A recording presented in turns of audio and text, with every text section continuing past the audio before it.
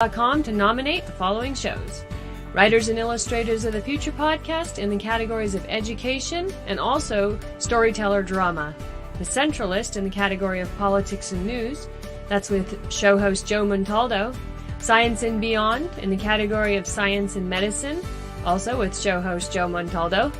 The Outer Realm in the category of society culture with show hosts Michelle Desrochers and Amelia Pisano. And the Pittsburgh Paranormal Chasing Prophecy in the category of religion and spirituality. There's another category that opened up for us recently, the People's Choice, so please select for this category as well. Go to podcastawards.com to vote for these 5 shows and any others you enjoy listening to. That's podcastawards.com. And remember, voting ends July 31st, so go ahead and get your votes in. Good evening, everyone. Welcome to the Outer Realm Wednesday night edition with myself, Michelle Desrochers. We all know. Of course, I think it's on the screen. And Amelia Pisano. Anyway, we're broadcasting live here via International Public Radio on the United Public Radio Network 105.3 FM in New Orleans. We are fully sponsored by the amazing folks over at Folgers Coffee. So huge thank you to Folgers. Love you muchly. Just saying. Love you muchly. Yeah. In order to participate in tonight's show, please pop on over to United Paranormal Radio, International Public Radio pages, UFO Gods and Extraterrestrials on YouTube. So please subscribe. Also, please find us on Twitch or Twitter and our 3 Facebook network pages. If you want an immediate response, you are better on UFO Paranormal Radio, and please tag Amelia. Otherwise, we can see all of your comments. We may not be able to address them all, but we will do our very best. So this evening, we do welcome back Shawn Williamson all the way from Scotland, and he's going to be discussing his connection to the Sinclairs, Rosslyn Chapel, Templars coming to North America, pirates, just saying, and so much more. So you'll have to sit tight and get ready for another amazing segment. It's going to just be amazing. Plus, he has a Scottish accent. I like that. Who saying. doesn't? Yeah, It's like saying. that and South African are my 2 most favorite. Yeah, there we go. I can pick up a South African accent so easily. It's not funny. And it's hard, but it's funny. I have a lot of them in my life. Maybe that's why I've been exposed to it so much. Scottish is my absolute favorite. Nice. I have a friend who's from Scotland, and I'll call him just to listen to him talk. He's like, my voice isn't that great. I go, you have no idea. Seriously. Just keep talking. I'll be the judge of that. Never mind. Yeah. I'm like, can you call me and just leave me a message? What are you talking about? I'm talking to you right now. Just call and leave a message. I just, That's a minute who you are. That's all I need to know. Yeah, I kind of want But say these specific words. Yeah, So, say these specific words. favorite words of the day or something. When I die, that kind of thing, right? I know. Hey, I'm just glad to be able to have made it because I had like this Linda. 4-hour journey to finish picking up the rest of my Odd All your Fellows stuff. sofas. No, apparently I have 10 sofas now that are like 8.5 dang feet long. So you have 80 feet of seats. Of sofa. They're all hand carved oak and really old and really ornate, and it's Odd Fellows. And of course, there's a penitentiary connection that they made it, and so yeah, I went and picked up the rest, and I didn't expect the bonus extra one because Jesus, it was big. They're big, so I'm excited. Heavy. I'm just being cranky because I had 10 hours on the road. It's a bonus. long drive, and it's a lot. So I get it. It is. I had the excruciating afternoon at the spa. It was terrible. I know. Oh, that's terrible. That's terrible. I can't even complain. I mean, I wasn't even the one doing the lifting, but they're unloading it at the Burlington house right now. So it's like, so you run out of everything. No more room. No more storage units because there's too many. Funny. No They're more. so beautiful. Though I wish it was so funny. Michelle's like, "Do you want one?" I'm like, "I don't have the room." I will send you. I will. Like, we will bring you one. Just roll that 8-footer right in there. I know. Just leave it in my entrance. It'll fit. It will fit. I know. That's the sad It's like part. 8 feet 3 inches, something like that. They're beautiful. Yeah, Just beautiful pieces. Beautiful couches. Historical. They're handmade, Beautiful condition. You'll never find anything like this unless you have someone who is a craftsman. I just want to give a shout out to Linda Gunston. I am South African. You must have a beautiful voice because my friend Nicole, there we go. Nicole Allen, I can't get enough of her mother talking. So Run, yeah, Lindy. I just love that. Run, Pardon? Lindy. Too bad we don't have call-ins. I know. Hi, Sorry, Mary Glenn. Lindsay. Thank you. Yeah. Hello I know. from Memphis. Woo. Ooh, There's a place also I nice wanna accents. Yep. Yes, there's a place I want to go. And it's not just for Graceland. I actually just want to go. But I have to do a little bit of tour, but first we have to get out of like plague jail here. Oh my God. And it just looks never ending right now. I'm like, it's so funny because I got my nails done. I'm like, no red this time. And she's like, I go, I have a funny feeling we're going to be locked down again. I said, and I can't. I go, you need to cut them. And It's you can't true. have them red. I said, you just need to cut them. I know. So they're short. I don't cut These them. are short for me. You can't even see them because they're so new. No. I prolong mine till I know because I can have them long. So yeah. you know. I know it's such a hard day for me lying there while she inserts my That's lashes. a terrible thing while I'm slugging these antique 8-foot things. I can't even say I'm slugging. I'm watching everybody else do You're it. watching and you have the sympathy. You're empathizing. I know they are going to go for sale though because I don't have the room. Yeah. I don't have the room Believe for me, them. Mary, if we come down there, we will tell you. We will tell you. Yes. Yeah. Right We now, have we tales can't to even tell. cross the border. We can't cross the border. So No, and if you come here, you can't get back you into can't the leave U.S. unless you fly in. You can't leave. Even then, it's getting touchy. Biden hasn't opened up the borders on the American side. They're all Getting closed. touchy. Well, we're not even open up till the middle of August. So, but for August them 2nd. coming in, but we can't leave. It's terrible. So, No, but we open up next Tuesday, but it looks like it's not going to happen because there is a pending strike. So I wouldn't make any plans to come here if I were you. That's all we're saying. Don't make any plans to drive across unless you know you can stay for a while because you will not be able to go home unless you fly. And if you drive in, you're going to have a problem with the car. So my recommendation is if you're driving in, drive in with a rental.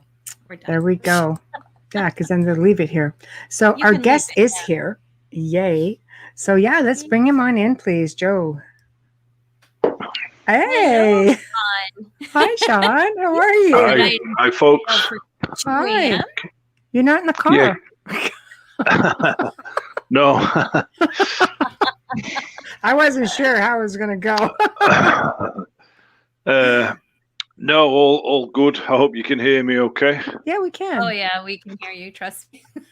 Yes, that accent feeling all of us. So but you're traveling. And you hung out with a mutual friend.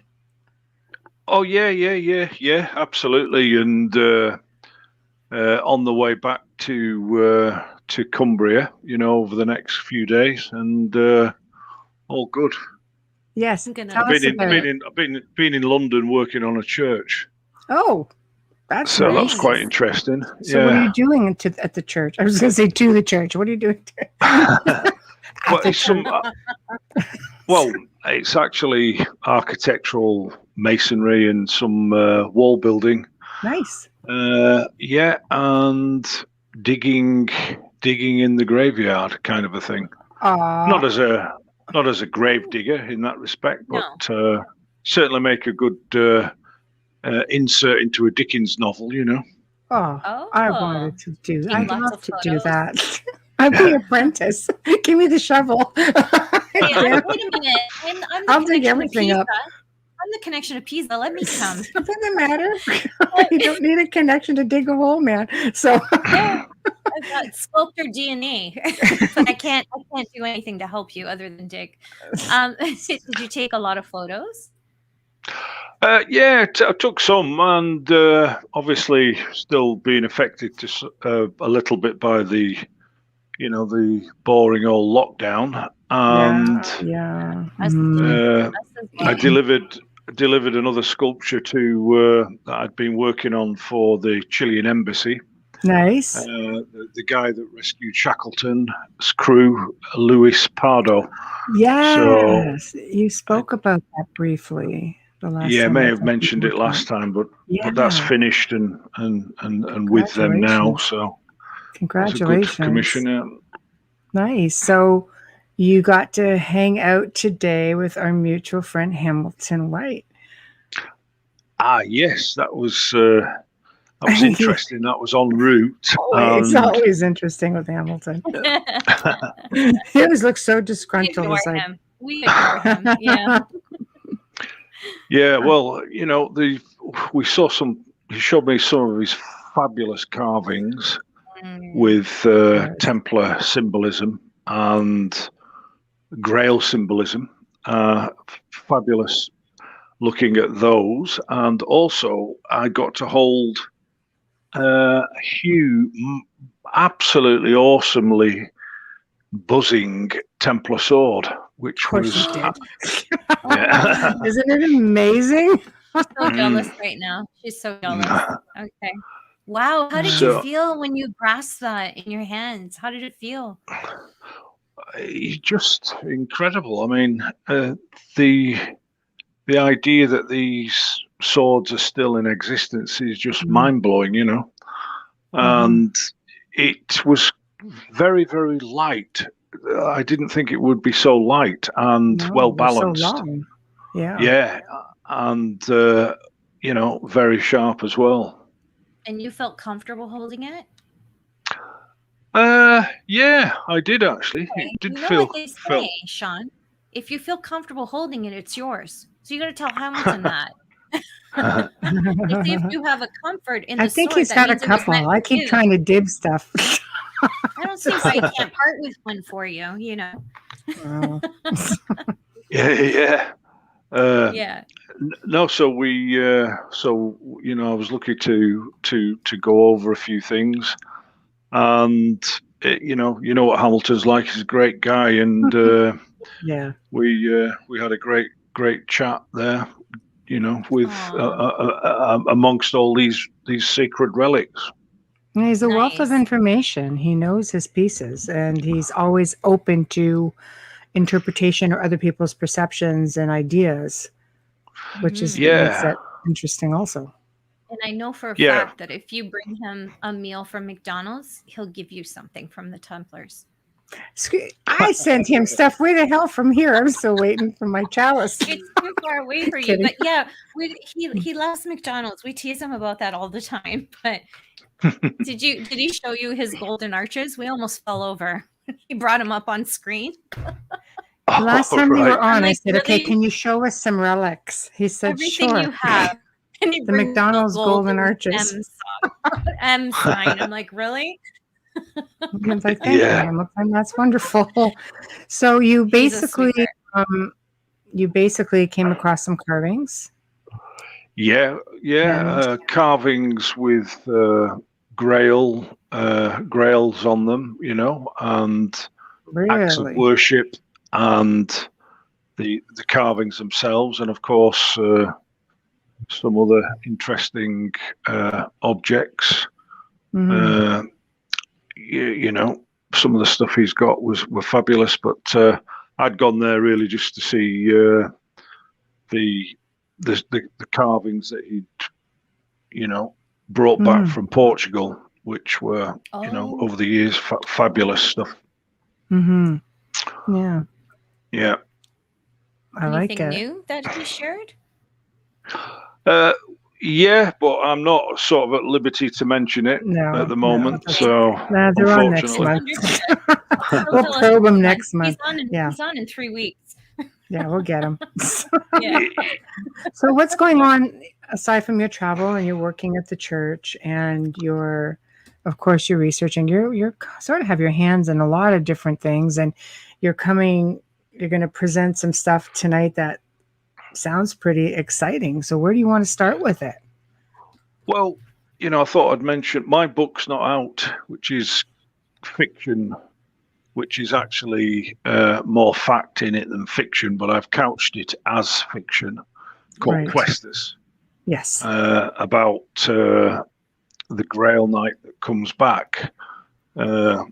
It's based on, and there's not huge amounts of evidence to back this up, only, it's maybe intuition that the Templars were involved in protecting a sect of knights called Grail Knights. And these were more interested in gathering biblical knowledge and information. And it's about a Grail Knight that comes back, and oddly enough, in it, the Grail Knight is reconnected with a Grail sword. It's the famous Viking Ulfrabreck. It's very difficult to pronounce, but it was supposedly the best sword of all time. And the smelting techniques to create this Damascus-like steel, although more so, have never been really rediscovered. There are several versions of this sword around, but they reckon it was almost like a spring and a cart spring from an old car. It was you could bend it almost double, and it would spring back perfectly into position. So imagine that, sharp as well, and you've got really a formidable weapon. And we know that the Templars interacted with many different cultures, including the Vikings. In fact, there was probably Vikings amongst them, Yeah. Well, I mean, especially if you're getting into the Sinclair line, like that's part of their bloodline also, is it not? Yeah, absolutely. I was sculptor to the clan Sinclair for several years, and we probably mentioned it before, but I sculpted the big carving of Prince Henry Sinclair up at Noss Head Lighthouse in the north of Scotland. So I got to see, many things, many secrets, and a lot of that I haven't released. It's going to be in the novel Questus, and people will be able to see them there. Although I'm happy to discuss what I found anyway. Yes, please do. I mean, you maybe give a really quick recap as to your relationship, because for people who didn't listen in or may have missed the show the first time, maybe just briefly bring us up to speed with your connection with Andrew, maybe, and how this research was left to you. And then, please move forward with, we like secrets. It's just among, the three of us and a couple million. We're good. Yeah, that's all. We're good. Don't worry. We're good. Yeah, well, that's it. It always makes life interesting. That's the thing. My father there was the Great Lakes sea officer. He always used to say, make life as interesting, travel as much as you can, and make life as interesting as possible. And I've tried to follow that as much as possible. But it was weird because my family originally my ancestors were from the north of Scotland. Williamson, it's a set name of the clan Gunn. Right. And the Gunns were allied to the Sinclairs at various points in history. They were also enemies of the Sinclairs at some point as well, as was the way of warring northern Scottish clans that are predominantly Viking, like the Mackays, the Gunns, the Sinclairs, for instance. There's the three major ones, Sutherlands. They were all a Viking extract, and there's not just the sort of the Scots Gaelic, clans in that respect. There's also the Viking type clans. So the Gunns, which I was in, my family were in, were there up in the north of Scotland, and that's how I came onto the scene, really. And the Sinclairs at the time were forming a library, and it was called basically the Sinclair Study Centre. And my friend Ian Sinclair set that up, and I'd gone up there in about 1999, and there was a huge, it was Clan Games Festival, and that's where I met Andrew Sinclair for the first time, and I gave him a maquette, which is a small sculpture of Prince Henry Sinclair, and he gave me a copy of his book, The Sword and the Grail. So that's how. Then we went off to the huge drinks tent, and got stuck in, basically. Yeah, I like it. Hey, more business gets done over drinks. Never mind. And if you remember it, it was really good. For sure. Yeah. Yeah. And so that's how I met Andrew, and we decided to combine my knowledge as an operative stonemason and his great academic knowledge together. So, and first thing we did was went researching Knights Templar tombstones all over the south of Scotland and into northern England. And we wrote a book together. Unfortunately, Andrew died in 2019, but I'm sat on this book as well, which combines that information and along with the resonant properties of stone and vibrational frequency, which has been something that's been explored within Rosslyn Chapel. Yes, and perhaps there was another purpose for the chapel, as well as it being, which obviously the Sinclairs built, but almost a place where sacred music was played and where it was able to resonate in the auspices of Rosslyn Chapel itself inside, because it's a completely stone chapel. The roof is stone as well. And there's also other exquisite. Yeah. So that was, there's so much really that I have to screw the top of my head down to stop it all bursting forth.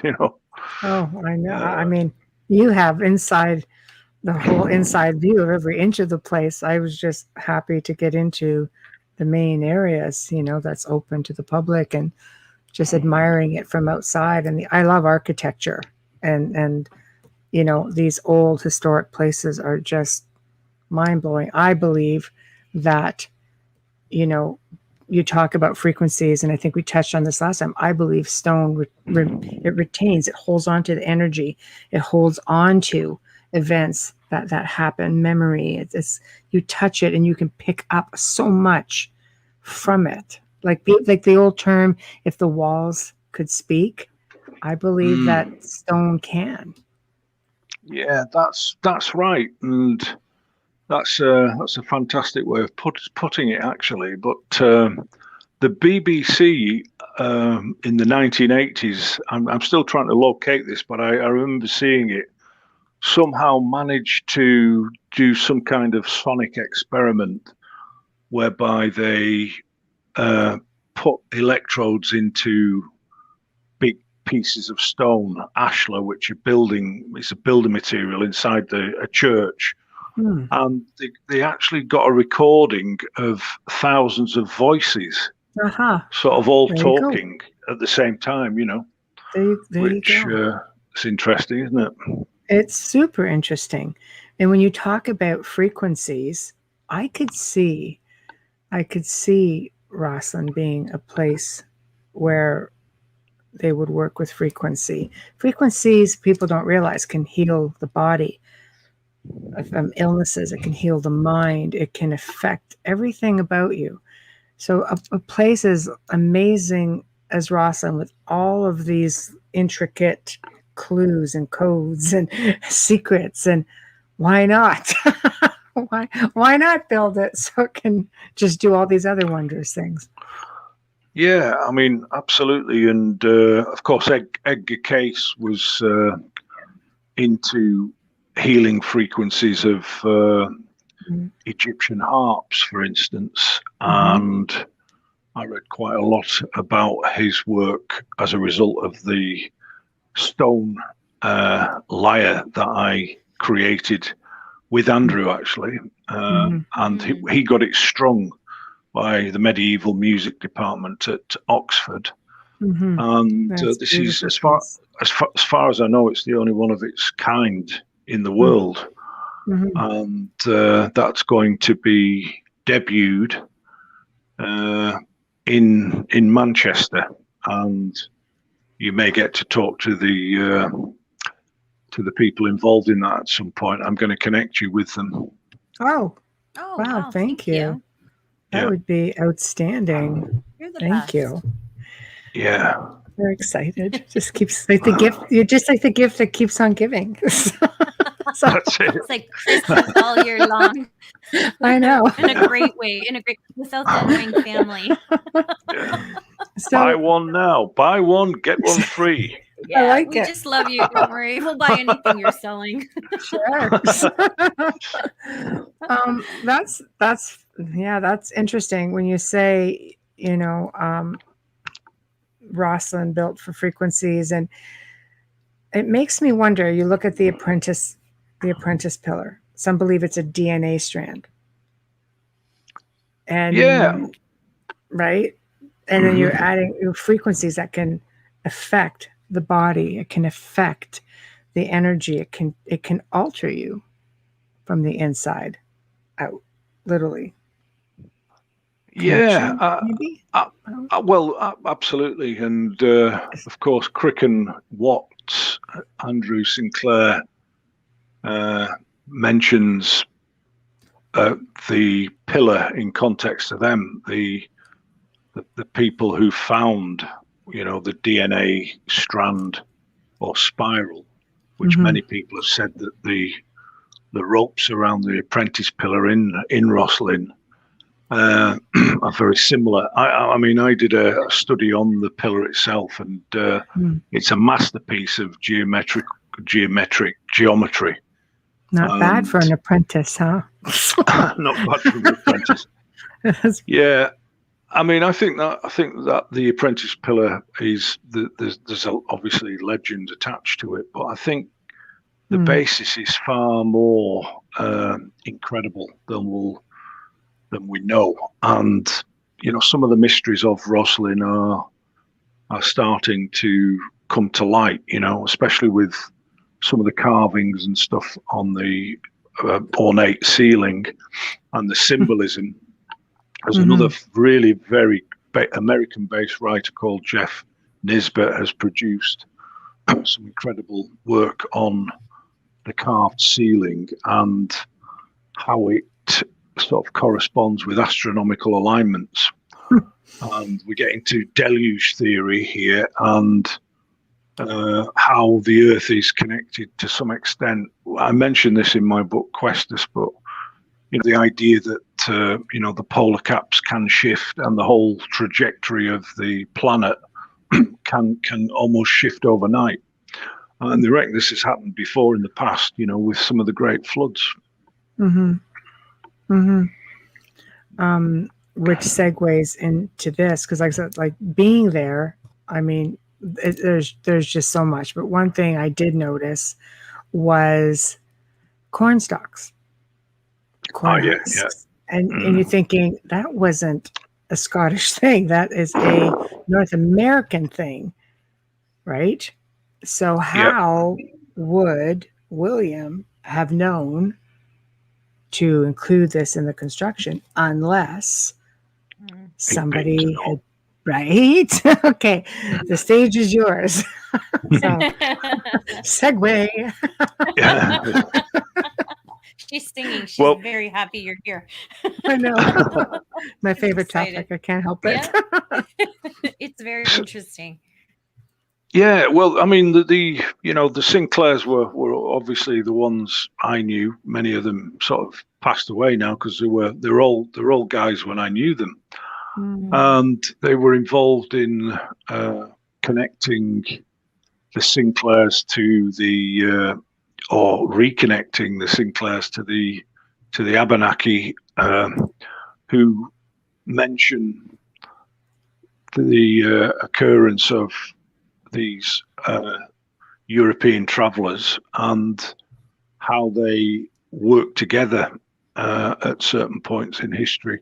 And Prince Henry's voyage across to North America was dated at 1398. So this was probably the source of the discoverer of certain vegetables and foods native to or indigenous to North America, including aloe vera cactus. That is incredible. That should be that's another carved feature in the chapel itself, and who can deny that? It's I don't think they were thinking when they made it up, this is really going to knock people sideways in 2021. It wasn't a preconception. Thank you, Dan Brown. It's messed up a whole generation. He was ahead of his time with his book. Yeah.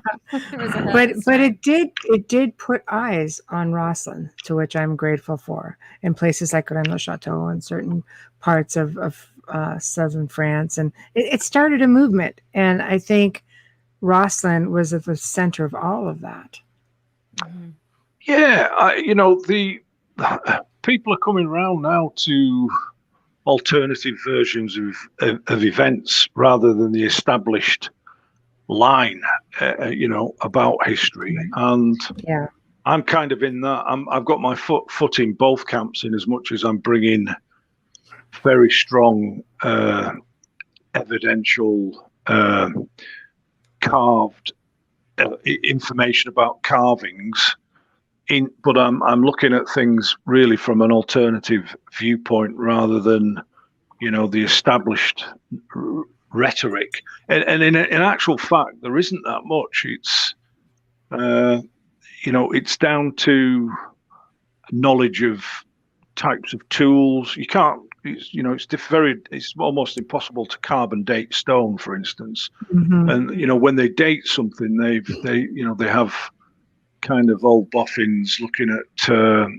carving techniques and styles, and a lot of that information is housed at the British Museum, and including a booklet that you can get from the museum on methods of forgery, and how to age stone prematurely, because there's quite a lot of forged, carved work out there. And one of my roles to some extent has been to attempt to date certain carvings based on the carving techniques, but also you get a feel for them as well. And I've done some work for an antiquities dealer, and he gave me a test of eight carvings, and I got six of them right, basically 6 out of 8. But some of them are so good that it's very, very, very difficult to tell. But you get a sense or a feeling for something that's forged, because again, going back to what you said, Michelle, about the magnetic quality of stone, and it kind of picks up something from us. And if when people carve stone, you're putting their heart and soul into it to some extent. But if you're doing it for money on a fraudulent basis, it's bound to have if you kind of tuned in. It's an energy thing. Yeah. It's an energy thing. So you look at a place like Rosslyn with all those stone carvers. Oh my gosh! Can you imagine? Like talk about frequency and resonance and energy imprinting, and like it's got to be. I mean, well, I've been there, so it's loaded. The stones, and where the stones come from make a big difference as well, right? So where the stones come from, yeah. No, where they're bringing it from, the energy from there, and then the energy of the carver and anyone who touches it. Well, think about all the people just in the last 15 years who've been through those doors, putting their energy and their prayers and their thoughts on anything that they're touching, in hopes of finding the Holy Grail under the floor. It's like the movie. Like, dig a little bit. I'm just looking for Templars. I'm like, where are they buried? But okay, so we'll keep going from the aloe and the corn husks and North America. We can go down like that way. And, but then you pull us where you feel the story needs to go, because we're along for the ride, your journey here. Yeah, well, I mean, it's a journey that we're all on together in that respect. And when, so the Sinclairs went over to Nova Scotia in 2001, I think it was, or 2000. And I'd kind of just come across from Clangun.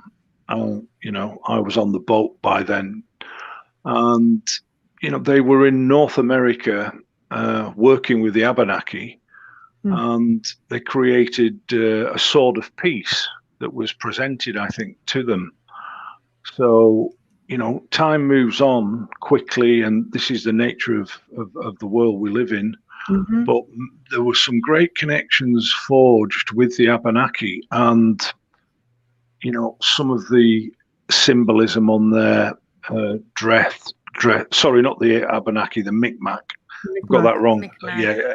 I worked with the Abenaki in 2005, and that was curious in itself, because it was just a byproduct, really, of something else. And then, of course, Wayne Murphy and Gretchen Cornwall of Team Templar, they were in touch with me recently, and I was able to rekindle the whole European exploration of North America with them, but from Wisconsin, and the great discoveries that they've made on that native on the native homelands to that extent.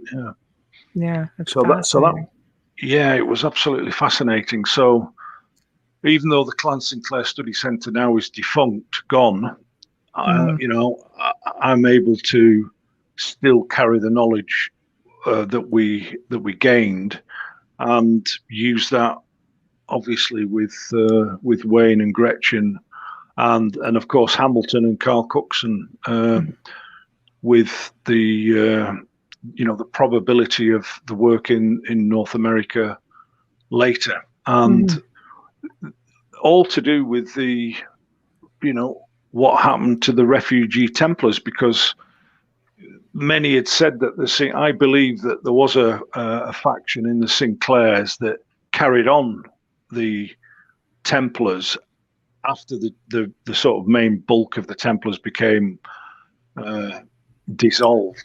Yes. We know the history and stuff. Yeah. And I was able to reverse engineer that by checking the symbolism on Knight Templar tombstones, of which I found two types.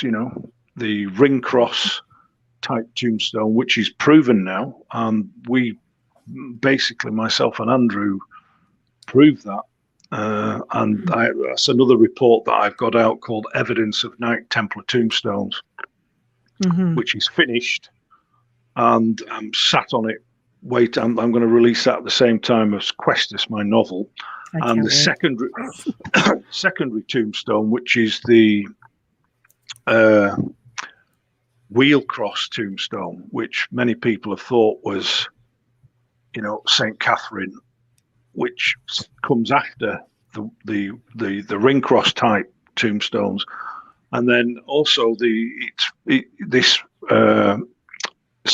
wheel cross itself is very similar to a navigational type steering wheel, which has got something I think to do with the exploration of the Templars and their great base or sea power. It's quite complex, and I don't know why I'm doing this stuff and not in pool halls and taverns, But it's overwhelming. Yeah. It's like being pulled in a million different directions. So I mean, I think we know that Templars went to Portugal. We know a bunch went to Scotland, and of course, I mean, we know that Sinclairs, they're a big Templar family, at least a certain faction of them. and most of us know they did come to North America because there's pieces of it everywhere. Oak Island for us, Rhode Island, the windmill. There's evidence of it everywhere. So can you elaborate more, like, on the journey coming here? Do you think obviously some remained behind, or did they go back and return? Like, what, because there's traces of them. Obviously, Wayne Murphy found somebody. Right? Yeah, well, the symbols, carved symbols that are on the great discovery that Wayne and Gretchen have made it's there, and that's going to come to light over time, and it's going to be great being a part of that. But one of the roles of the Sinclairs in the past, going back to the Sinclairs, was that they were actually guardians of sacred treasures and relics. That was an official title, medieval title that they had. So with that in mind, what could they be guarding? Was it religious artifacts? That's what all millions and two of us want to know.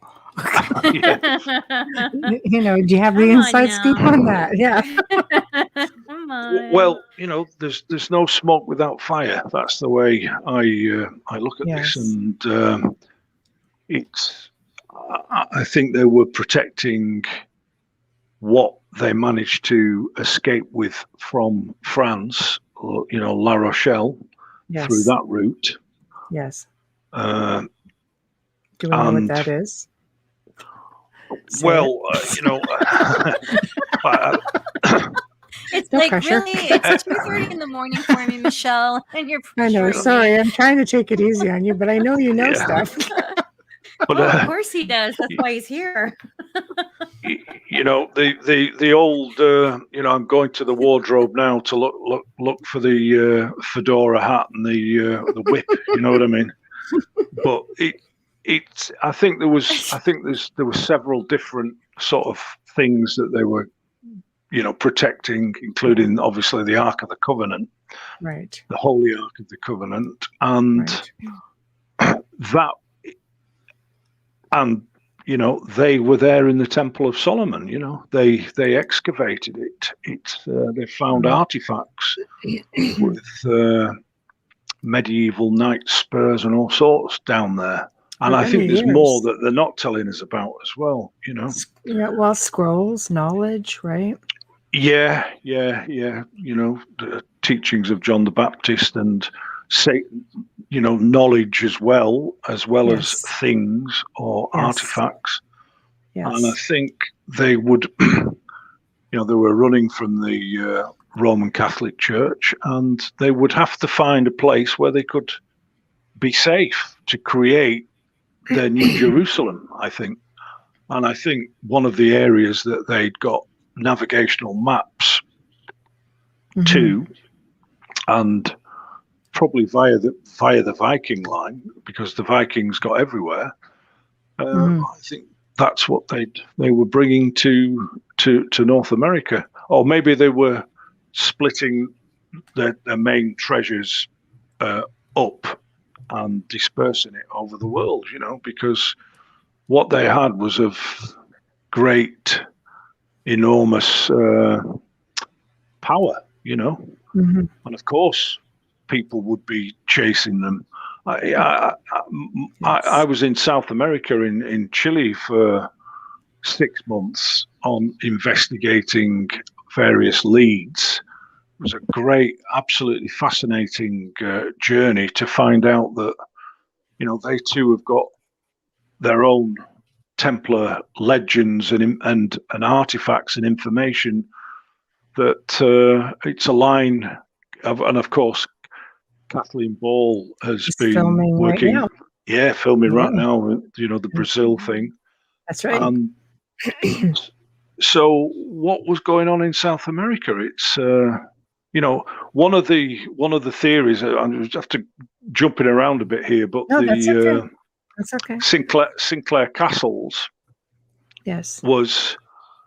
It's platted into the rocks in northern Scotland. It's a fabulous edifice, and the building skills that they had to create this place out of the natural rock, is just enormous. But many people had said that at one point in time, these areas were heavily wooded, and that the wood was being used to create ships for the New World. And I'm talking about 1480, 1490. And this guy, structural engineer, actually, Mike Rochaw, and he said that the place had been used to create ships that were actually flat packed, almost like IKEA, and it was like the medieval Cape Canaveral, and shipped out to America, because the power was based in shipping later, sea power, and that was an interesting dimension on the archaeological discoveries that they found there, and it was alternative, but I somehow thought that had got the ring of truth in it, and the interesting thing because then I started researching piracy, history of piracy on the high seas, and I came across quite an obscure book which said that the Earl of Caithness, 1700, entertained pirates and corsairs at Sinclair Castle. So I thought, again, no smoke without fire. Was there more than a passing connection between the genesis of pirates and the Sinclairs? Was there a combination of did the Templars, because when they left La Rochelle, apparently they left La Rochelle with skull and crossbones on the flag.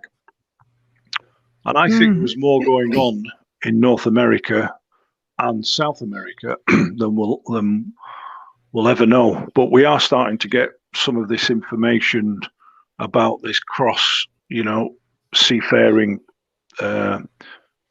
Sinclairs and the like, and the Templars, and in a way, standard history is denying us that to some extent, I believe. I've read about the connection with Templars and pirates. I think there's the misconception where the Templars became pirates, not so much that they worked with them or they were connected together.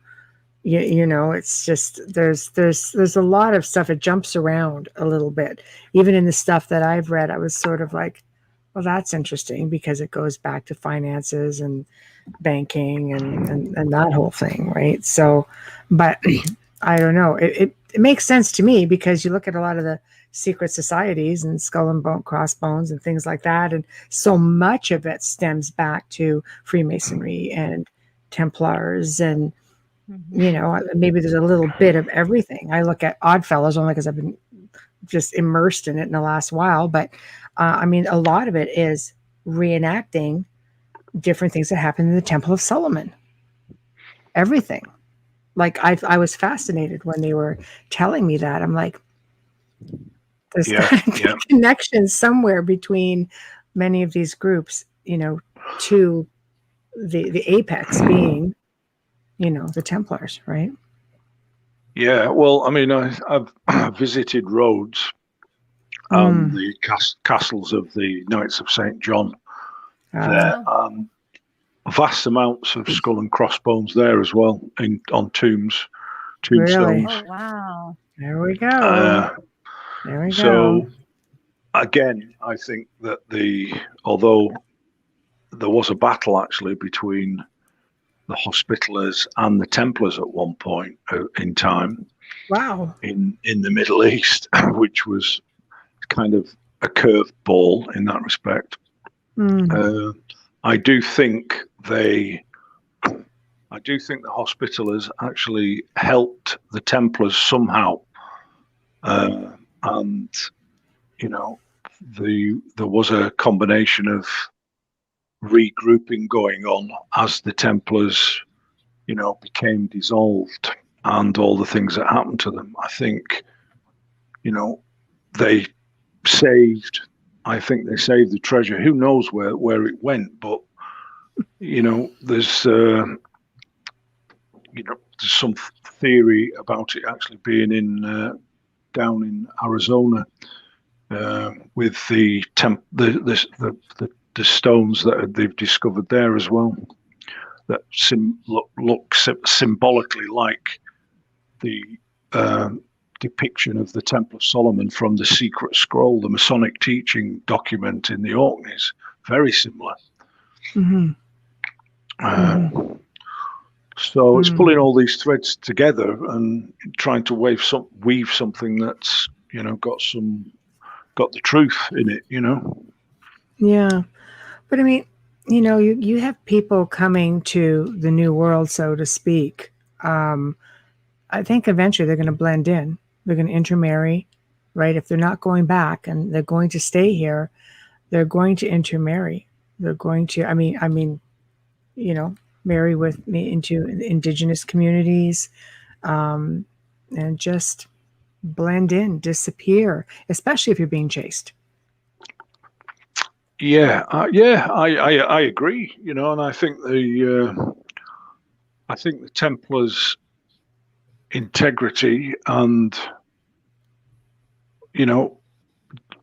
gnosis or knowledge of world and spirituality would make them very good at being able to do that, because there would be Templar Masons. They had their own contingent of stonemasons based on craft guilds of France, Children of Solomon, actually they were called, the Templar Mason groups. And the founder of the Templars, Bernard of Clairvaux, one of his Cistercian brothers, a guy called Archard, was responsible for training stonemasons in Europe. So the Templars were actually the foremost trainers of cathedral builders in Europe. Huge legacy to continue forward with.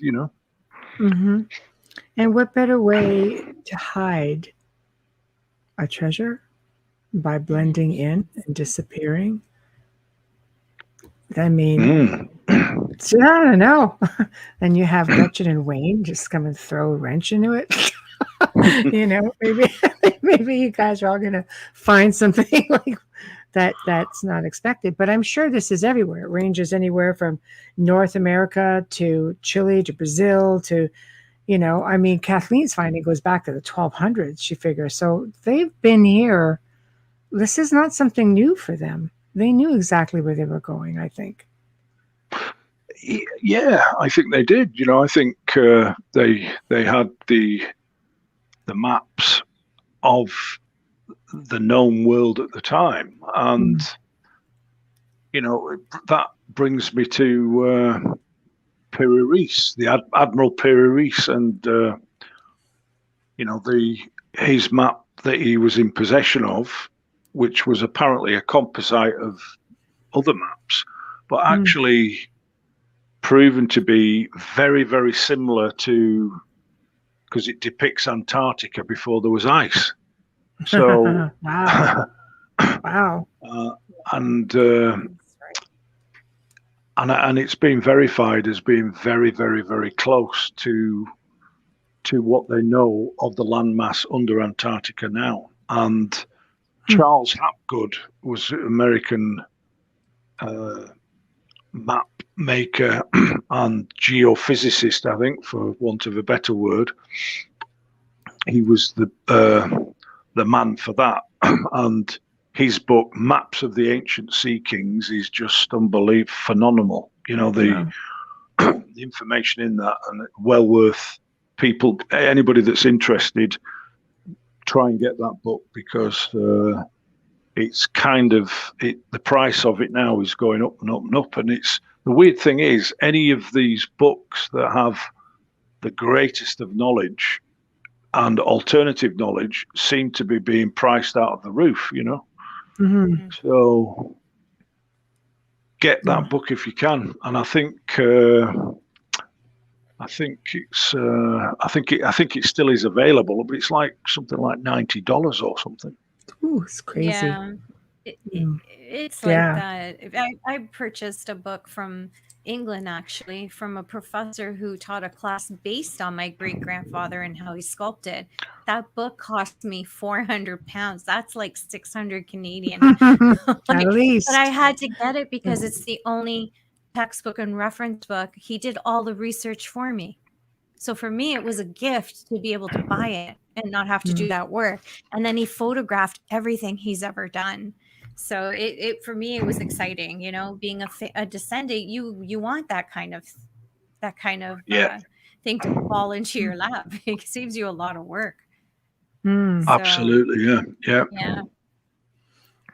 So the Sinclairs then were basically instrumental in coming to North America. Yeah, I think they had. I think it's a safe bet to say that they were there at some point, and certainly all the research that was done at Sinclair Study Centre goes in that direction. You know, through Prince Henry Sinclair and his voyage to North America and his connection with the Micmacs. And also, you know, it's represented in their symbolism as well, their native symbolism. So there's that, but also I've seen another paper. This is interesting. I was going to mention that university paper where it actually mentions all the medieval artifacts that they found at other sites as well. So that's worth considering. I'll have to try and dig that out. It's from, I think it's about in the early 70s or something, but from an American university that, you know, there's pictures of carvings, pictures of artifacts, pictures of medieval objects that they've discovered. And, you know, that stuff must be somewhere, eh? Yeah, one would think. That's interesting. That would be definitely a curiosity if you come across that information. So I'm guessing, obviously, Henry Sinclair went home. He did not remain behind. Others did remain behind, or did others just follow after him? Was this become a regular thing? Well, I think, you know, my ancestor, Sir James Gunn, obviously didn't return, and you know, the Westford Knight. Which we talked about previously as well. But I think Prince Henry Sinclair did return back to the Orkneys, and they say that Prince Henry died in, there's no conclusive proof of this though, that he died in some battle against the English. But we don't know for certain what happened to Prince Henry.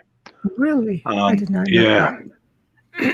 But if, as per the tombstone of Sir William Sinclair in Rosslyn with the wheelcross tombstone, which I think was dated about 1325, if he was indeed part of a continuation of the Templar Order with this type or form of wheelcross, or like ship steering wheel cross on it, then they would be candidates for a continuation of the order to protect what the original Templars had found in the Temple of Solomon, which they were pledged to look after, and would account for the Sinclairs being named, guardians of holy relics, as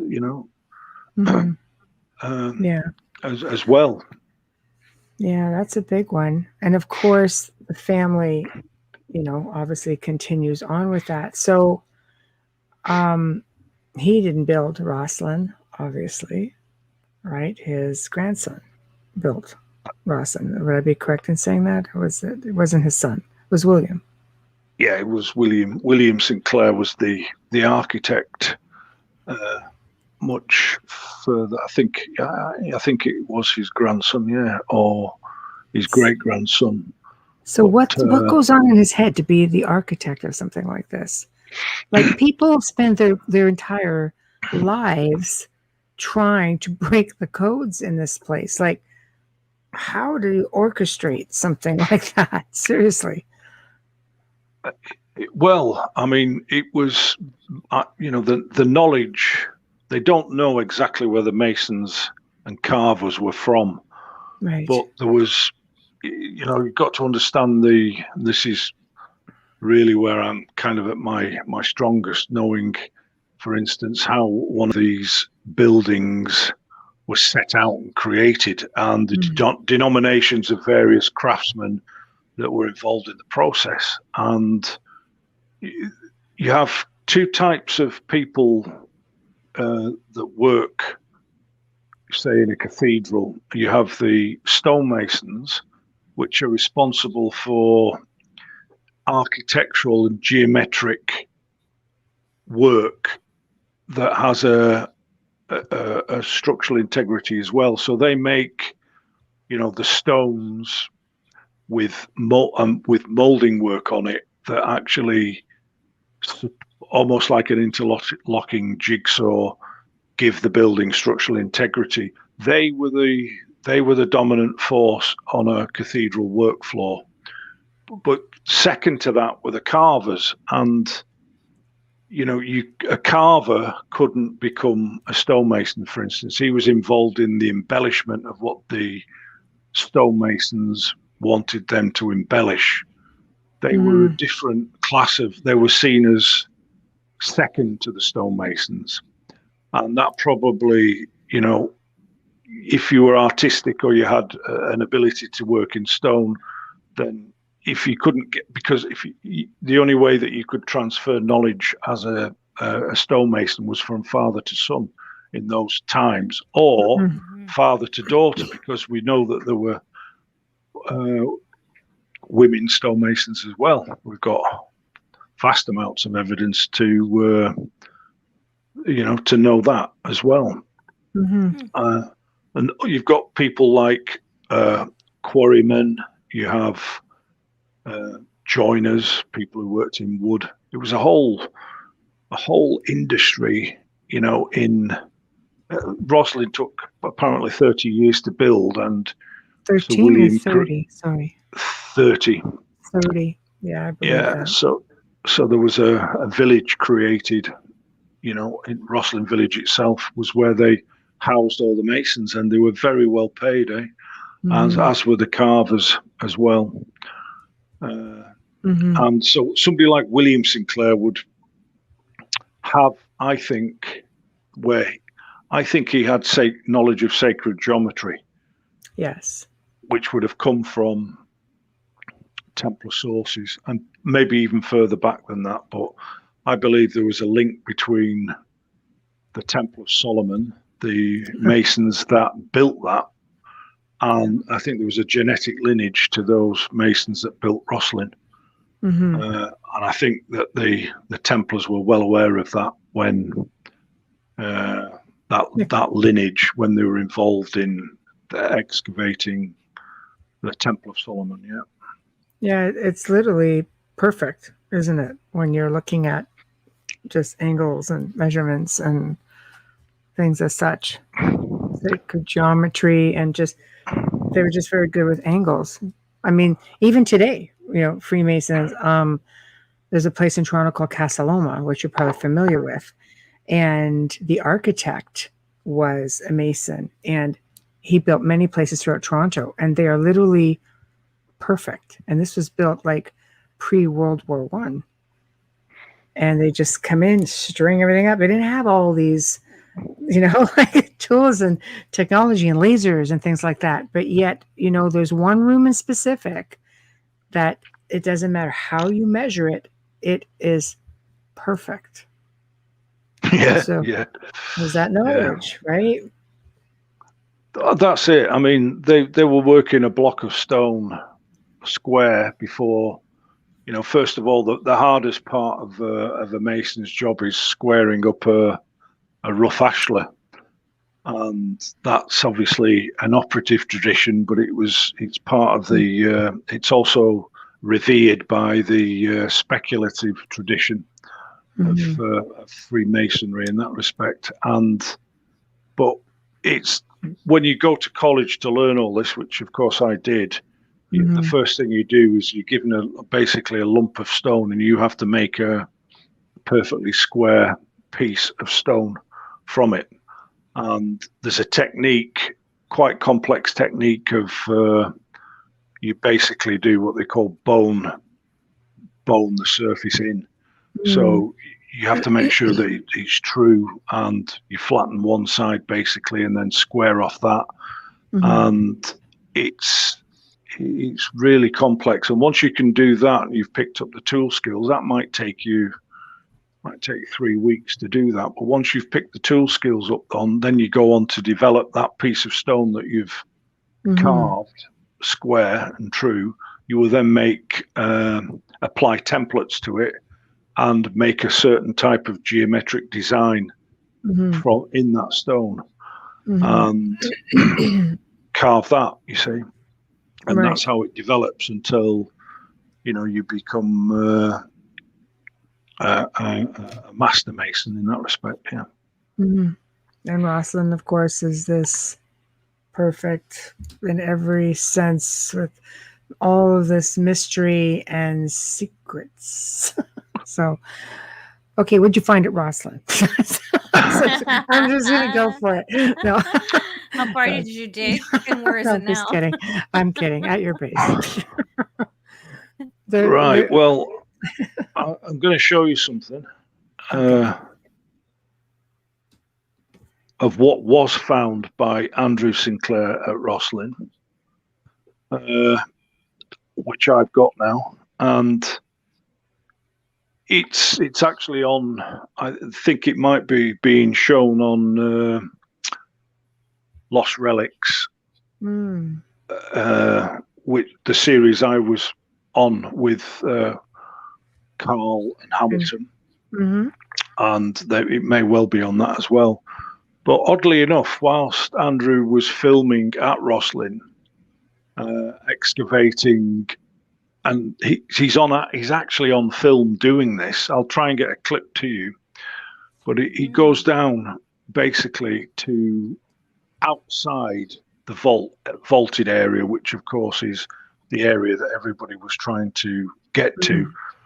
And this at the time, Rosslyn wasn't Da Vinci Code famous, and somehow they got permission to go in and start digging and stuff. And he found a wooden bowl, basically, which he said this could be an ordinary stonemason's drinking vessel, but it's one of the only things to have come out of the vaults. Do you want to see it?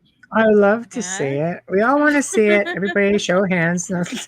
Yes. Everybody out there. My glasses on for that. I'm losing my voice, so.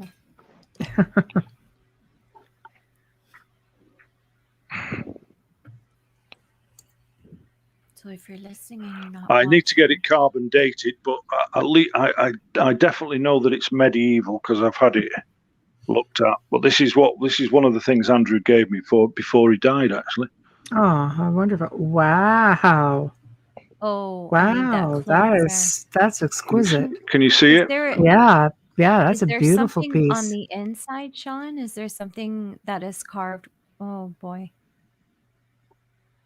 That's it, and it's it's had incense or something in it at some point, like almost like there's wax in it as well.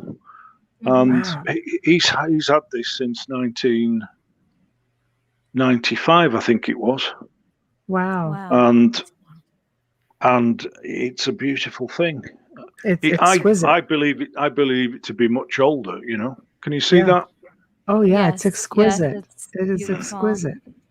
And this is the only piece to come out of the vault, or he was in front of the vault. Has it ever been completely excavated? Because if there's there's got to be more. Well, Someone's trying to guarantee yourself a trip. It's my job, man. I'm supposed to ask questions. Hard questions. I don't see anybody getting that chance to get down there, and apparently it's full of the main vaults themselves are full of sand. And how bizarre! Yeah, and there is an extract. I'll see if I can find it to read you the. I figured the family, even for just their own curiosity, would want to dig. Listen to this. Okay. So this is from the book that I was writing with Andrew, and I've got that as well. But this is through some of his research.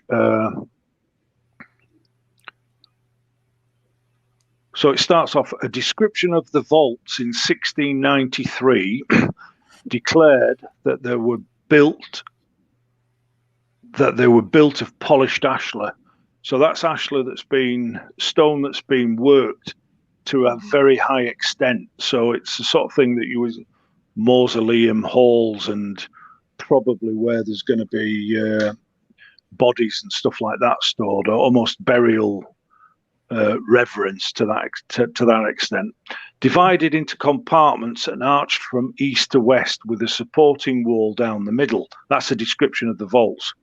The 20 St. Clair Knights buried in full armour down there were later celebrated by Sir Walter Scott, and a previous witness declared the dead men lay in a vault so dry that their bones have been found entire after 80 years, as fresh as when they were buried.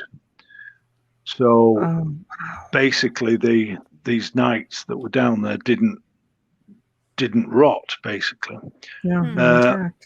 Father Hay backed this account. He was very famous in all this as the man that saved vast amounts of knowledge from a fire that consumed Roslin Castle, or part of it.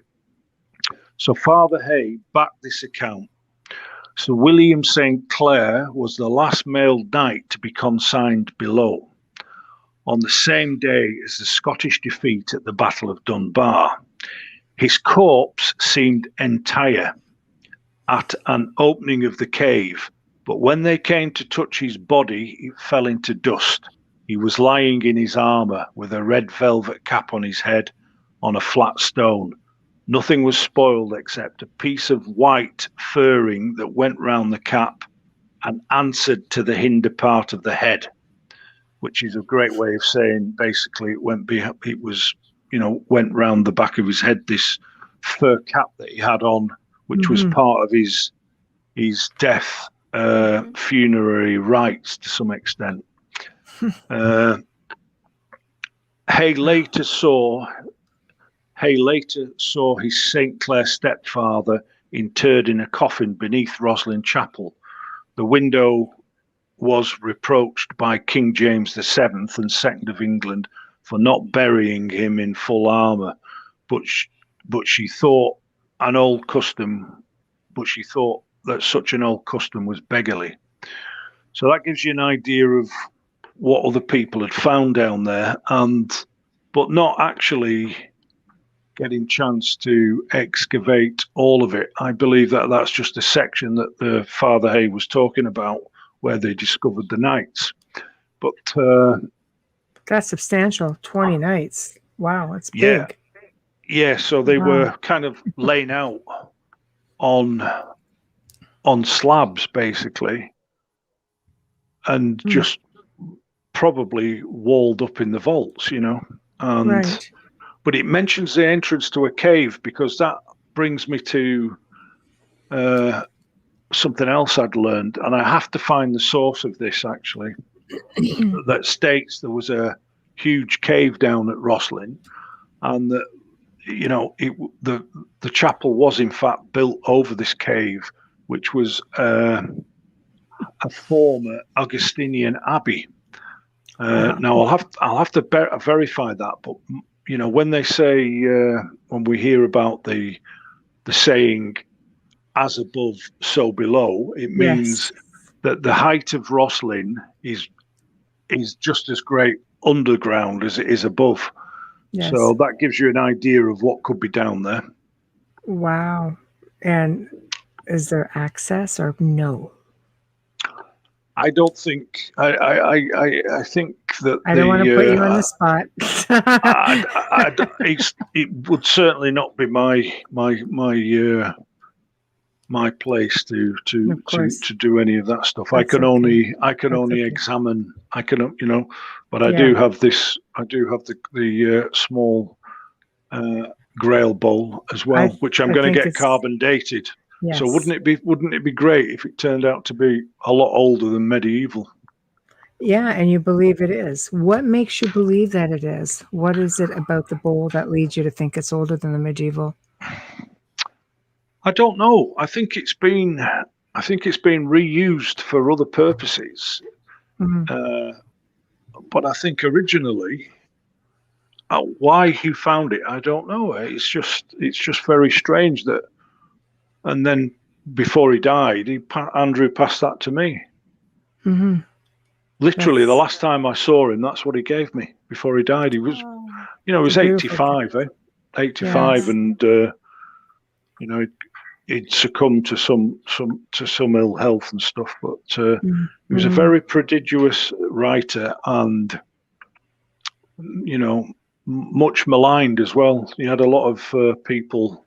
Mm-hmm. That didn't like what he was writing, Well, you're dealing, let's face it, I think where most people are raised within their religions to believe certain stipulations. This is the way it is. This is how it goes. You don't veer away from that. It's like history. You don't veer away from it. So when you're coming in with other ideas or research, it's really difficult. I think we were talking with Hamilton and Carl about this probably the first show. And I've done this with like through the years, multiple people, but we've encountered many people who've had these phenomenal discoveries, Kathleen being one, and saying, have you gotten some resistance, from the archaeological community? Yes, because we're not archaeologists. So it's like your jobs are much tougher. Because it does stray away. When history tells you Christopher Columbus in 1492 discovered South America, and you come in and find a cave that's 200 years prior to that, I don't think they're going to like that too much. You're going to get some resistance. Yeah, it costs a little money to retype history books. Right? That's a good way of putting it, actually, yeah. It all comes down to money. It's true. I don't care what's right or wrong. Yeah. Oh, exactly. Yeah. So you've got this amazing piece that you're going to, have. Carbon dating. See, that's a great thing about technology. It doesn't lie. Well, yeah. And Andrew had many of his discoveries carbon dated as well. And, his book, The Secret Scroll, is a really good read if anybody gets a chance to see that, Absolutely. Where he gets a portion of the Secret Scroll carbon dated. But I guess to some extent, my areas are really sort of from the ground up, from stone, from building technology, ancient building technology, which I'm going more into now. That is casting my view on how some of the ancient civilizations built in stone and how they were able to work it to such an extent. And I do believe it's the product of a not lost technology, but a lost way of working we tend to think of ourselves in now modern day times as, the best of the best because we can build high-rise tower blocks or whatever. But it doesn't last more than 100 years. No, there's these civilizations somehow built structures greater than we could achieve. How? What went wrong? What was it? Did they operate in a way which was against this industrial way that we've been formulated or structured? We're in a very structured the way we work in the West, and why were they able to build these cities, vast amounts of cities? I'm sure it wasn't like that old chestnut.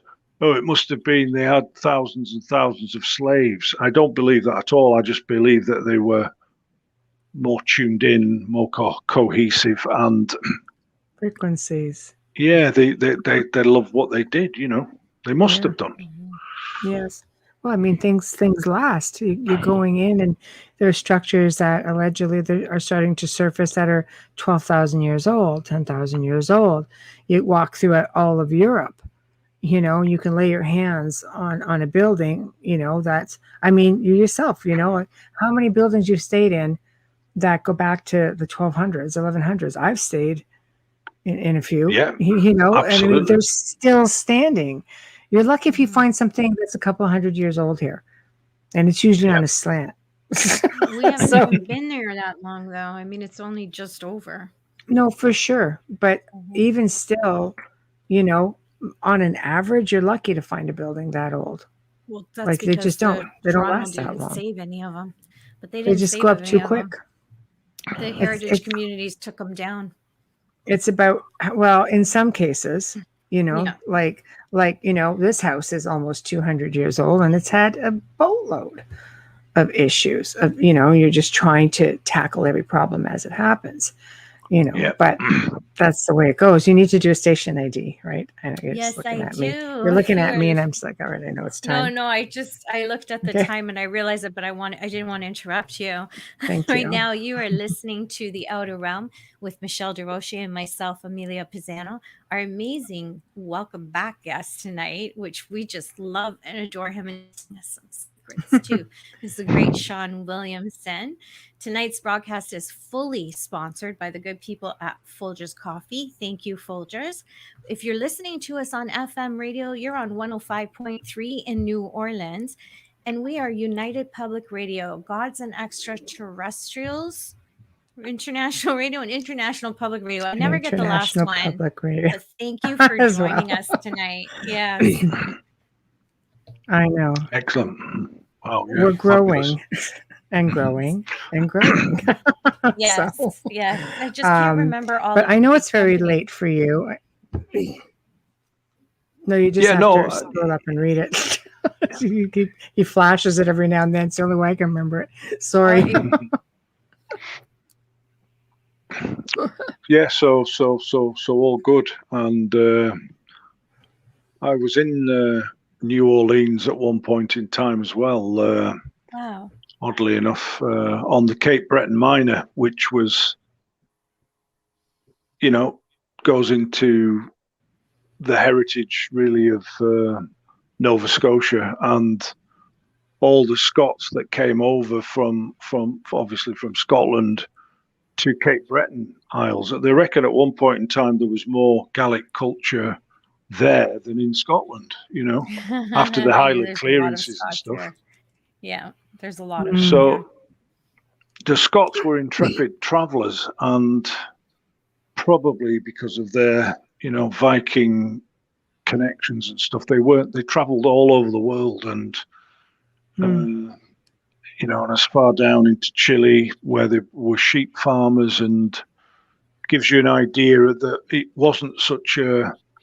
it's not such a vast leap to think of medieval sailors coming over to North America. And I think there was a lot more than Prince Henry Sinclair. I think that was a prominent voyage that was, that got some spotlight, but I think there was others as well, and I think they had the ancient maps. They knew of the travel routes of the Phoenicians. It's all interlinked, but we're finding these things out now as we go along, and long may it continue. Absolutely. Like now, of course, they're just coming. Well, they're allowing it to surface. I think they've known all along, but Vikings have actually made it down to South America. We know they've been in North America, but now that there's talk that they've been to South America as well. Yeah, absolutely. That wouldn't surprise me in the slightest. I mean, the Viking Varangian Guard, I mean, the Byzantine emperors employed the Varangian Guard type mercenaries. They were, all over the Middle East, and prior to 1200, they got everywhere. They were into Russia, up the River Volga as well, which is apparently the basis of some of the basis of the Viking genetic pool, say, of Russia. And they had back in Norway and Denmark, their soil was it was hard for them to make a living, I think, as farmers. So quite often boatloads of young Vikings would head off for pastures green to try and survive. And that was not just, to the UK. I believe it was all over the world. Yeah. It's quite a hike to South America from that neck of the woods. That's it. A journey. Yeah. And when you get down to places like Chile, it was remarkably like the climate was, especially Chiloé, which is an island area where lots of small islands, lots of sea culture, and the climate is very similar to Scotland. It rains continuously. I thought, why have I come here? I could have just gone to Scotland. There we go. just the same, yeah. And so I think people tend to think of South America as steamy, hot jungles and things like that. Well, of course, it's as you're getting into southern Chile, it's not. It's remarkably similar to Scotland, the landscape and the climate. Yeah, we get our produce. I believe that. Exported, imported into Canada from there well because on they have route the to opposite. Antarctica. Yeah, they're opposite us in season, so they supply us with fresh produce during the winter season. I have a question from the chat room. If you'd like to take one, Shawn. Sure. Yes, please. Okay. Thank you, Shawn. Mary Glenn asks, has Shawn had any involvement with Oak Island? No, I follow Oak Island, and I did some. I've got some various research about what's been going on there, and I'm of course fascinated by it and what they're looking for, and how that could also be part of the same. A lot of people have denied that the area, the island itself, is had any connections to Templars. Well, that may be so, but there's something there. There's something there, but it's a hard task to find whatever it is they're looking for. But there's a lot there, but when did it get there? How long were they there? Those are the questions they can't answer. Yeah, there's all kinds of Templar markings on that island. Yeah. Like, what are they new? We the viewers could see that. I'm sure they know. They got it. They got to pull it along a little bit. but I think a lot of people would have, kind come to the island. Let's face it, throughout that part of the country, like it's that stepping stone, right? That comes in down through the St. Lawrence Seaway and brings you into the core. You gotta swing by it. But I'm curious as to your thought on it. Yeah. Yeah. I'm curious as to your thought on it.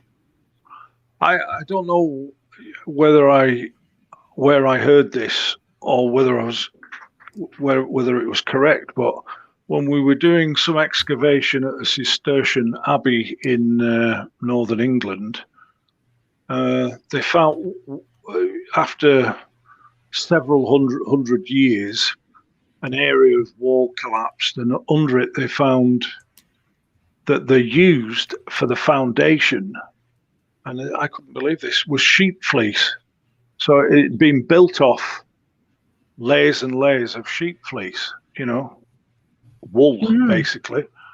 And apparently this is makes a fabulous, they could walk across marshes on this stuff because of it's got certain qualities that that were used in medieval building. And I heard that they found quite a lot of it at one of the entrances to one of the tributaries that of a river that was close by to the pit itself. That'd be interesting to get that verified on. That's actually really fascinating. That definitely sheds some light on some medieval structure building. Yeah, and how they consolidated areas, for what they were doing, because it's a massive undertaking. I mean, how many men were involved in digging it, and what kind of a brain would be able to devise a system that, although they could see what's there, there's photographs of some of the things that they can see, they couldn't, every time they got so far down, it filled up with water. And I think President Roosevelt was involved in he was trying to figure it out. But that's a loaded question that you're asking. What kind of a mind would build something like this? Oh, I don't know. Maybe the same kind of a mind that would build Boston Chapel with all of its weird, structure. I mean, like I said, you could spend a lifetime in there trying to figure this place out. And it's like sacred geometry. It's like master building. I think it's not just anybody could go and engineer something like this. I'm sorry. The Templars were known builders. Absolutely, and I agree entirely that. Thank you, Shawn. The building techniques and the people that were involved in this stuff were just, unique. Absolutely, yeah, yeah. So, why would you go? Okay, let's just be hypothetical for a moment, because I don't want to, I don't want to stray from the show. I think they're doing a fantastic job. I love that they're just going layer by layer, and they're looking at all of the possibilities. I think it's exciting. I love archaeology. I love the fact that things can be preserved. But let's just hypothetically say the master builders, who were Templars, Masons, this is a European thing. These guys had it together. They knew what they were doing. Look at all these cathedrals that have gone up throughout Europe. Master engineering, in my opinion, for what it's worth. But why would you build such a complex pit? So complex. What would you build something like that for? You would want to make sure that nobody ever got access to what you wanted to put in it.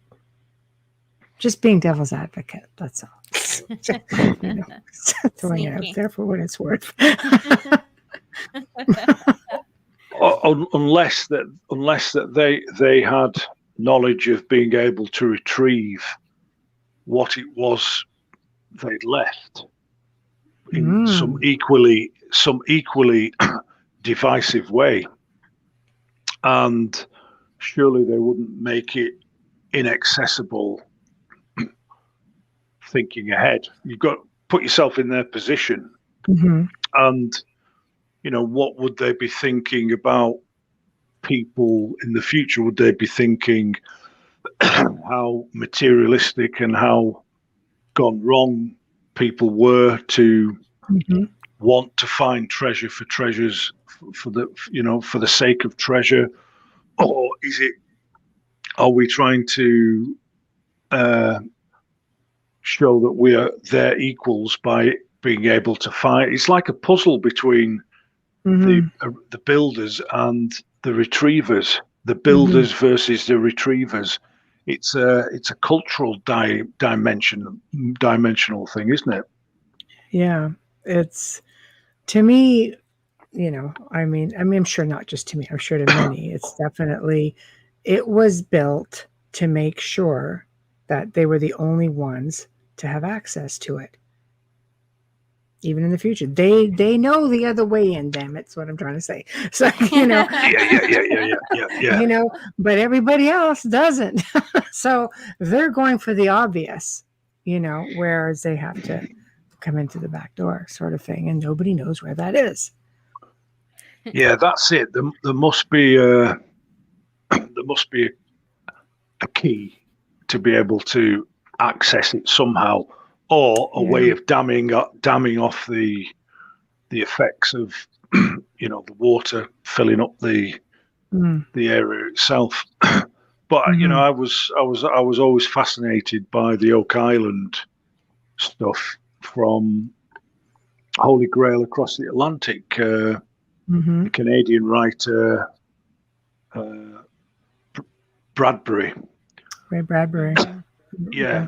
That was really one of the first books I read on the whole thing. Apart from having a kind of a feeling I'd been here before. Like deja vu type feeling when I was over on the lakes and stuff. Maybe. Yeah.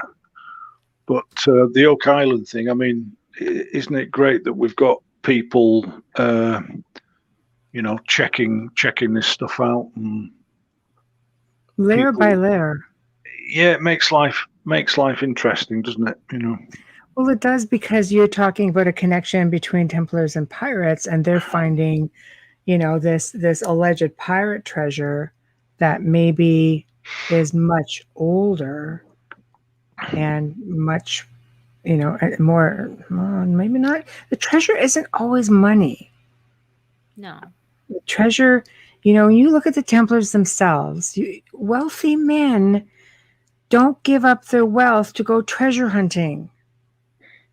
Well, that kind of moves the Lagina brothers right out of there, though. Yeah, right. I know. He kind of just zeroed them out. Yeah, but Templars, they gave up their wealth, in some cases, titles, for knowledge. You don't go give up wealth for physical wealth. You go for something that's much greater. A purpose, knowledge, a spiritual journey, a quest, call me crazy, but No, I think that's a really good way of putting it, because they gave away, their legacy, their money to join the order. When they joined the order, that became the order's possession, and use for the greater good. And as we know, the Templars were immensely wealthy. But if you get rid of that burden of the materialist thing, the cash or whatever they had, and they're not thinking about that all the time, then as an order, they were looked after. They were regimented. Of course, they were going to do much more than what we perceive. Like they were just warriors. They were more than that. They were geophysicists. They were all over. Well, there are many educated men in there. Absolutely, and biblical scholars, Mm-hmm. So it makes sense to me that being freed from the burden of wealth, they were able to turn their attentions to discovering esoteric knowledge or other things about the earth. No, I agree.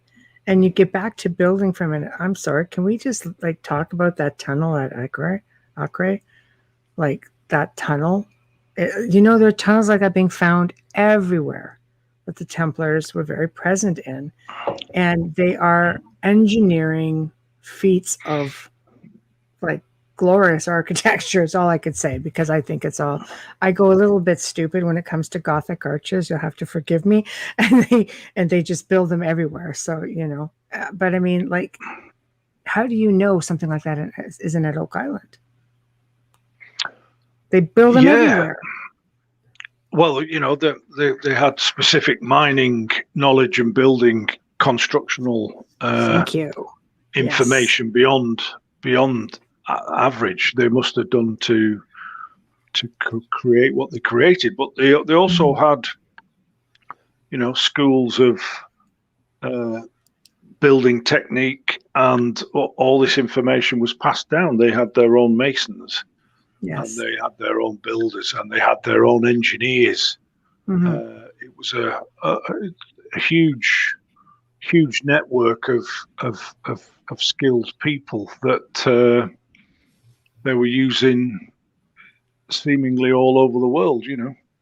Well, Dr. Kathleen Ann Ball is a perfect example when she found this cave that they had been, I guess, mining to a degree, because there's there's quartz everywhere. And you go in there and you just see it's being worked on. It just goes to show you, it just the knowledge just, when you're looking at things like Oak Island, you really need to dig and see that they had the means, and they were doing this, like you say, everywhere. And I have a feeling they're going to find a lot more. I think the world is ready for it. We're not so quick to just listen to academia the way it is. We know there's more to it, and we're open to it. We're receptive to it now. Yeah, absolutely. It's very one-dimensional, the approach that they have, and I think they're probably, now that there's other forms and ways of research taking place, I think it's going to open up, definitely. And the Gorton Monastery in Manchester, of course, which I'm connected to also, I'm their sculptor. Nice. They've just, Jill, one of the ladies that's involved in working at the monastery, and Elaine Griffiths, they've created a superb library, Grail Study Centre. So, maybe the Sinclair Study Centre situation is not dead yet, and it's going to rise again at the Franciscan Monastery of Gorton. So watch this space, so to speak. You think the world will be better prepared to hear what they have to say now? I think so. Yeah, I think so. I think it's like a snake shedding its skin. We're getting rid of the old prejudices, and people are more receptive to other ways to gain knowledge and other methods. I always call my working techniques oblique lateral, in as much as I'm kind of a lateral thinker. I'm looking at multiple. I do quite a lot of reverse engineering as well.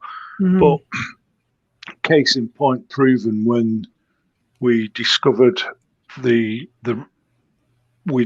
Andrew was writing about tombstones, I came on board. We discovered a form called ring cross tombstones. Mm-hmm. But we didn't have any, they always used to say, well, yeah, but where's your evidence? They could be the tombs of Knights Hospitallers. Mm-hmm. And until that is that we found a friend of mine, Master Mason Shug Douglas from Edinburgh. There's a good name. He was digging, building a wall at the Templar headquarters at Ballantradock, and discovered 3 of these ring cross tombstones under the wall, you know. So they were there, you know. The ring cross tombstones at the temple headquarters. It's case in point, really.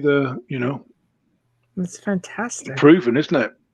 Wow. So that's all in my document, evidence of Knights Templar tombstones. Yeah. Oh, I'm anxious for that to come out.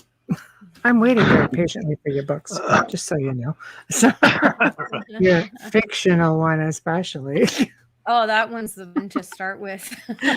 Yeah, but I love tombstones to start with. Also, I have rubbings of everything. I love it.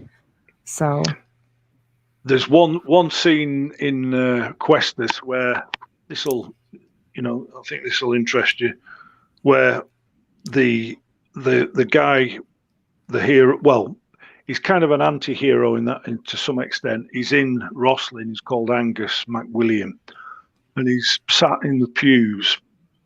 He's taking the guy that he's working with has gone off to get some chisels sharpened, and he's sat there in the pews looking at the altar, and suddenly he hears like 50 people all breathing behind him, but in unison, you know.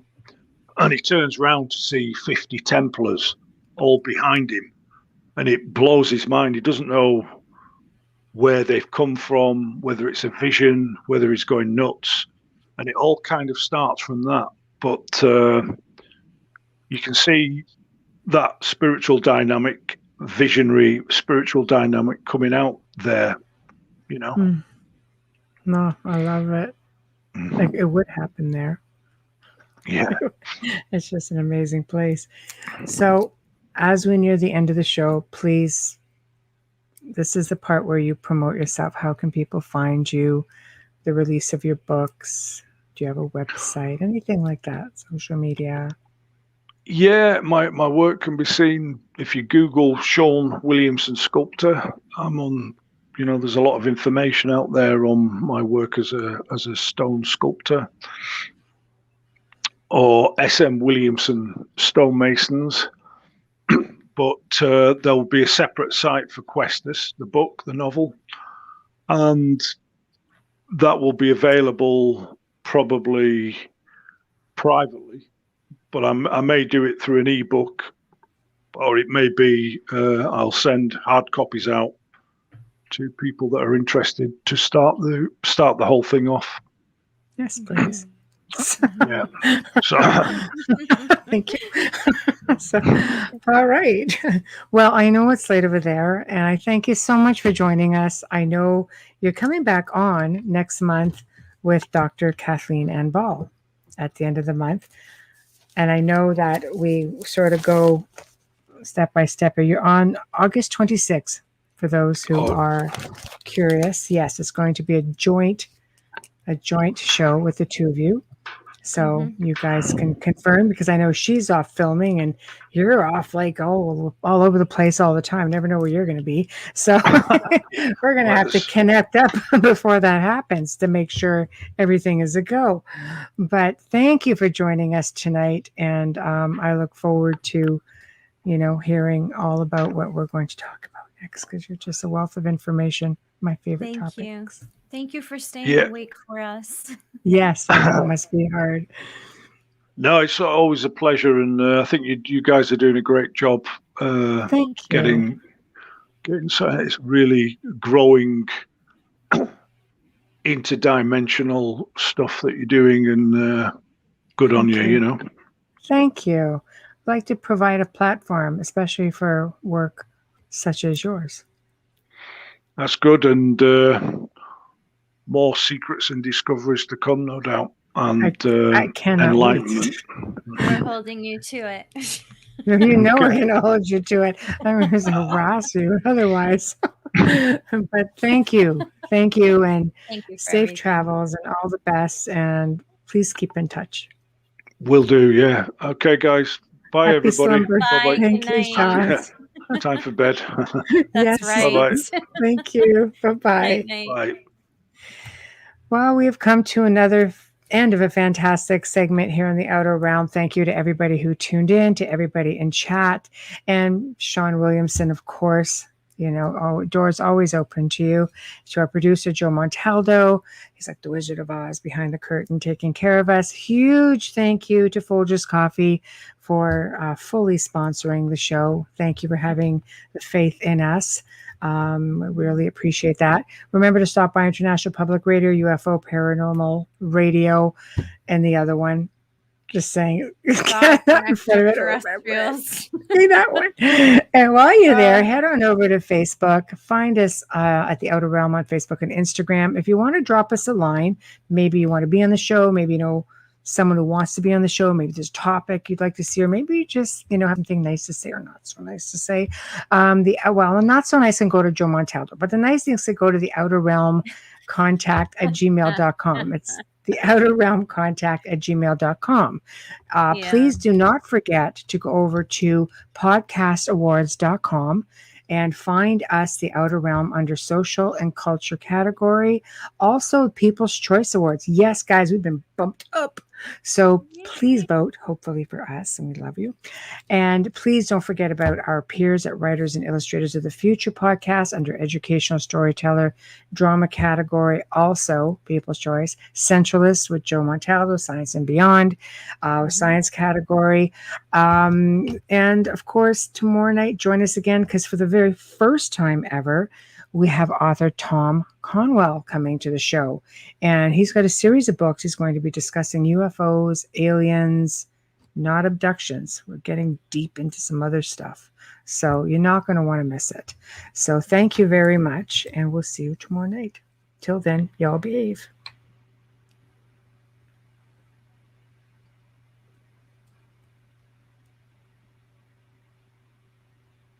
I think Joe might be sleeping.